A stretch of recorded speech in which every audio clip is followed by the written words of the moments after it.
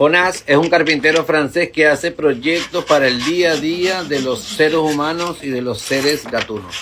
Un carpintero gatuno. En este proyecto prácticamente toma 4 paletas, desarma 2 de ellas y luego las encaja para realizar una mesa. La refuerza con tornillos, realiza el control de calidad, le agrega 4 rueditas para su mejor movilidad, además de una tabla compensada en la parte superior.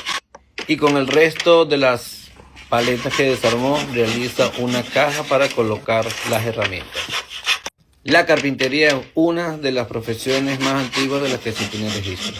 Y visitando el perfil de este chico encontrarás muchas ideas para tu día a día.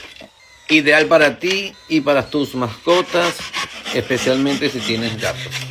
Para más videos así, sígueme y comparte. Y sigue a Jonás, que es un fenómeno.